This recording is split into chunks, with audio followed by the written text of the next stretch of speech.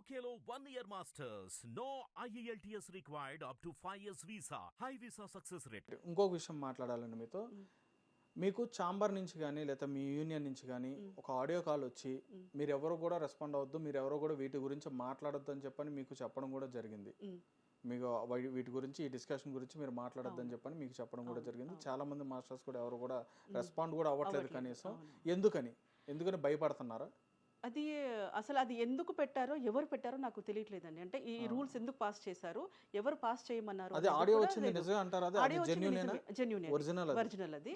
అలాంటప్పుడు ఎవరు చెప్పారు, దాని వెనకతలు ఎవరు ఉన్నారు, ఎందుకు మా నోరులు మూపిస్తున్నారు అనేది విషయం ఒకటి తెలియదు. ఇంకొకటి ఇదేంటే పర్సనల్, అది యూనియన్ సంబంధించింది కాదు. ఇప్పుడు ఈ ఇష్యూ ఏదైతే జరుగుతుందో ఆ అమ్మాయి మా మెంబర్ అదే అంటే బయట నుంచి వచ్చిన అమ్మాయి కాబట్టి అది బయట వాళ్ళ ఇద్దరు పర్సనల్గా జరిగింది. మా షూటింగ్ సంబంధించింది కానీ సంస్థ సంబంధించింది కాదు కాబట్టి మాట్లాడొద్దు అన్న ఉద్దేశంతో చెప్పిండొచ్చేమో నాకు తెలియదు. నేను జస్ట్ ఏంటంటే ఒకరు కలిసి టీ తాగినా మనకు అన్ని గుర్తుంటాయి. ఎప్పుడైనా పలానా చోట మనం వాళ్ళ ఇంటికి టీ తాగి వచ్చాము, అలాంటప్పుడు మనం ట్రావెల్ చేసాం, అతను ఏంటి ఆ అమ్మాయి ఏంటి అని మనకు తెలుసు, వాళ్ళ వైఫ్ అండ్ హస్బెండ్ ఎలా ఉంటారని మనకు తెలుసు, ఆయన వాళ్ళ విషయంలో ఏం జరిగింది అని తెలుసు. ఇంత తెలిసిన తర్వాత ఒక వ్యక్తి బాధలో ఉన్నప్పుడు లేదా ఇబ్బందుల్లో ఎలిగేషన్స్ ఆరోపణలు ఎదుర్కొంటున్నప్పుడు మనకు తెలిసింది కూడా చెప్పొద్దు అని అంటే నా నోరు ముయ్యడానికి హక్కు ఎవరికి ఉంది? వాక్ స్వాతంత్రం లేదా మనకి? అంటే మాట్లాడకూడదా? ఆయన మంచోడంటే మంచోడని చెప్తాం, చెడ్డోడని చెడ్డోడని చెప్తాం, ఏదో ఒక ఒపీనియన్ చెప్తాం కదా. ఒపీనియన్ చెప్పొద్దు అనడం మాత్రం నేరం కదా? అవునా కాదని చెప్పండి. అసలు చెప్పకూడదు అంటానికి ఏంటి అసలు? మరి దీని గురించి ప్రశ్నించారా మీరు ఛాంబర్ లో గానీ? ఇంకా లేదండి, ఇంకా లేదు. ఎందుకని ఇలా వద్దని చెప్పని మాట్లాడొద్దు అంటున్నారని చెప్పని అడగలేదా? లేదు, నాకు డైరెక్ట్ గా నాకు కాల్ రాలేదు. ఆడియో అనేది గ్రూప్ స్ప్రెడ్ అయింది, ఓకే. బట్ నాకు కాల్ చేసి అమ్మ నువ్వు ఎందుకు మాట్లాడుతున్నావు అంటే నేను మాట్లాడతాను దాని గురించి. మీరు ఎందుకు మాట్లాడుతున్నారు అంటే ఒక వ్యక్తిగా ఒకటి ఏదైనా జరుగుతున్నప్పుడు సమాజంలో నాకు బాధ్యత ఉందండి, అది నాకు తెలిసిన వ్యక్తులు అందులో. ఇప్పుడు ఇదే కాదు, ఏదన్నా సరే ఏదైనా మాట్లాడాల్సి వచ్చినప్పుడు మనకు తెలిసినప్పుడు మాట్లాడాలి. నోరు మూయించడానికి ఎవరికి రైట్స్ లేవు. ఓకే. అయితే ఇంకొక విషయం అండి, ఎక్కువగా చాలా మందికి ఇబ్బంది పడుతున్న వాళ్ళు కానీ అంటే ఈ ఇండస్ట్రీలో ఎక్కువ మంది ఇబ్బంది పడుతున్న వాళ్ళలో ఈ డాన్సర్స్ సంబంధించిన వాళ్ళే ఎక్కువ మంది ఉంటారు అని చెప్పనేది ఒక విషయం కూడా బయట నడిచింది. దానిపైన ఏమంటారు మరి? అంటే ఇటువంటి లైంగికంగా వేధింపులు అనేవి ఇట్లా జరిగిన వాళ్ళలో ఎక్కువగా డాన్సర్స్ ఉంటారని చెప్పని అన్నారు. మరి దానిపైన ఏమంటారు? డాన్సర్స్ వేధింపులు అని అంటే మనం మాట్లాడే దాన్ని బట్టి అవతలోడు ఛాన్స్ తీసుకుంటాడు.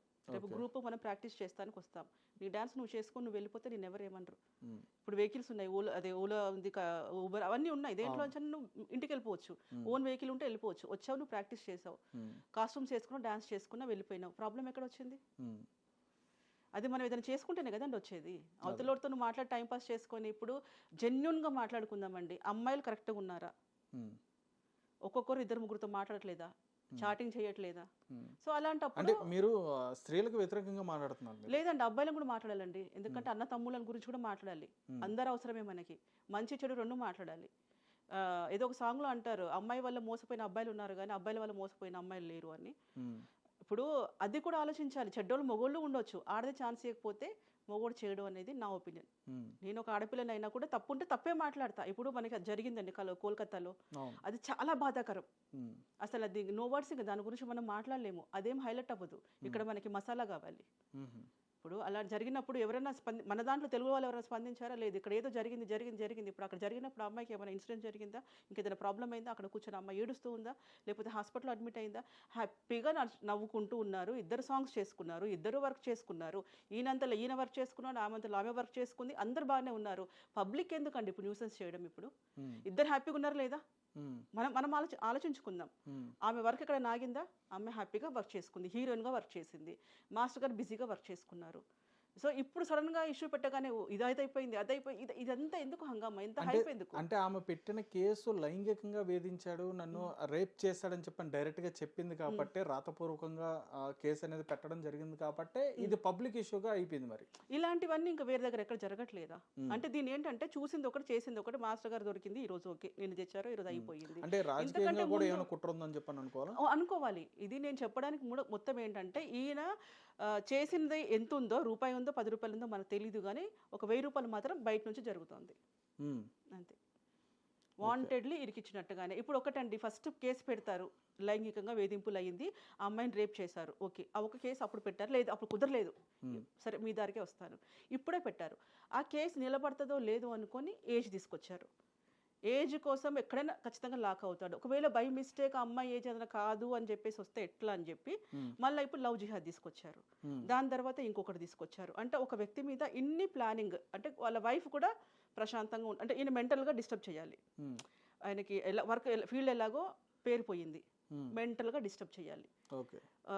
ఫుల్ స్కెచ్ ఏంటంటే మానసికంగా తొక్కాలి. ఇంకా నేను చెప్పలేను, ఇంక అంతే. లైఫ్ మొత్తం కొలాప్స్ చేయాలనేది ప్లానింగ్. లేకపోతే భార్యని కొట్టింది, ఓకే, భార్య ఏమైనా బెదిరించిందా అనుకుందాం. ఇప్పుడు భార్య కూడా కొట్టింది, వేధించింది అన్నారు. మరి భార్య వేధిస్తుందని కంప్లైంట్ ఇవ్వచ్చు, పోనీ మాస్టర్ వదిలేయండి, అప్పుడైనా ఆ అమ్మాయి మీద ఇవ్వచ్చు కదా, కొట్టిన రోజు ఇవ్వచ్చు కదా. అంత గొడ్డుపోయిందండి మనం. అంటే మనం హైదరాబాద్లో సరిగ్గా లేమా మనుషులం? ఎవరు హెల్ప్ చేయట్లేదా? ఎవరైనా చిన్నగా బండి మీద జారి పడితేనే 10 మంది ఉరికొస్తారు. అట్లాంటప్పుడు నీకు ఎందుకు చెప్పలేకపోయినావు? ఎవరు ఇప్పుడు ఆడపిల్లనే కదా, పోనీ మాస్టర్ చెప్పొచ్చు కదా, మీ ఆవిడండి వచ్చి నాకు ఇట్లా కొట్టింది మాస్టర్ అట్లా ఇట్లా అని చెప్పుండొచ్చు కదా. అది అమ్మాయి మీద కూడా అప్పుడు యాక్షన్ తీసుకోకుండా ఇప్పుడు ఎందుకు తీసుకుంటున్నారు? ఏది జరిగినప్పుడు చేసి ఉంటే బాగుండేది కదా. నేను తప్పు చేయట్లేదు అనట్లేదు, వీళ్ళు వెనకేసుకొని రావట్లేదు. అదేదో అప్పుడే చేయకుండా టోటల్ ఇద్దరు ఫ్యామిలీగా ఇద్దరిని ఎందుకు ఇంత బ్లేమ్ చేయాల్సి వస్తుంది? ఎందుకంటే ఎవరి లైఫ్ని ఇంత ఘోరంగా చేయకూడదండి. అదేనండి. అంటే ఇప్పుడు అంటే ఈ అంశం గురించి మాట్లాడేటప్పుడు అండి, ఇప్పుడు ఒక లేడీ కొరియోగ్రాఫర్ దగ్గర వర్క్ చేసిన ఎక్స్పీరియన్స్ కానీ అక్కడ ఉన్న అది వేరే ఉంటుంది అట్మాస్ఫియర్ అనేది. ఒక మేల్ కొరియోగ్రాఫర్ దగ్గర వర్క్ చేసింది కూడా డిఫరెంట్గా ఉంటుంది. అక్కడ మీరు వచ్చేటప్పటికి డాన్సర్స్ వచ్చేటప్పటికి చాలా మంది ఉంటారు. ఒక సినిమాకి వచ్చేటప్పటికి, ఒక ప్రాజెక్ట్కి వచ్చేటప్పటికి కొన్ని దగ్గర ఒక 100-200 మంది 300 మంది ఇట్లా సినిమా బడ్జెట్ని బట్టి కూడా, సాంగ్లు బట్టి కూడా మీరు ప్లాన్ చేస్తూ ఉంటారు, డిజైన్ చేస్తారు. అంతమంది ఆడవాళ్ళకి కూడా మీకు అక్కడ నిజంగా రక్షణ అనేది ఉందనుకోవాలా లేదనుకోవాలా? ఎందుకంటే అంతమంది వస్తున్నారు కాబట్టి. అవును, మాకేం అట్లా ప్రాబ్లం ఏమి ఉండదండి. మా టీం ఎప్పుడు ఉంటుంది, మాకు కూడా అబ్బాయిలు ఉంటారు కదా, ప్రోగ్రామ్ ఇన్ఛార్జ్ వాళ్ళు అందరూ ఉంటారు కదా, సెక్యూరిటీ ఫుల్గా ఉంటుంది, ప్రాబ్లం ఏం లేదు మాకు. అది ఏదైనా మా వల్ల మేము ఇది పక్కకి వెళ్ళి మాట్లాడుకోవడాలు కానీ అట్లాంటి ఏదైనా ఉండి చెప్పలేం, కానీ మాకైతే ఏదన్నా కంప్లైంట్ చేసుకోవచ్చు. ఒకవేళ తెలియకుండా, అంటే నా దృష్టికి రాకుండా ఉన్న ఏమైనా ఉండుంటే, ఎందుకంటే ఈ మధ్య నాకు గ్యాప్ వచ్చింది, కొత్త పిల్లలు ఏదైనా ఫేస్ చేస్తున్నారో నాకు తెలియదు. ఒకవేళ ఫేస్ చేసినా మా యూనియన్లో చెప్పుకోవచ్చు. వాళ్ళకి జనరల్ బాడీ మీటింగ్లో మాట్లాడి ప్రాబ్లం ఏదైనా ఉంటే ఫైన్ వేయడమా, లేకపోతే ఇంకా కొన్ని రోజుల వరకు వర్క్ చేయకూడదని ఆపడమా, అట్లా ఏదో ఒకటి ఉంటుంది. అది చెప్పుకునే హక్కు అయితే మాకుంది. హిట్ టీవీ యాప్ ని డౌన్లోడ్ చేసుకోండి. ఇందులో short news, live news, entertainment movies అన్ని అవైలబుల్ గా ఉన్నాయి. Please download hit TV app. Hit TV app hit TV యాప్ని ఫ్రీగా డౌన్లోడ్ చేసుకోండి.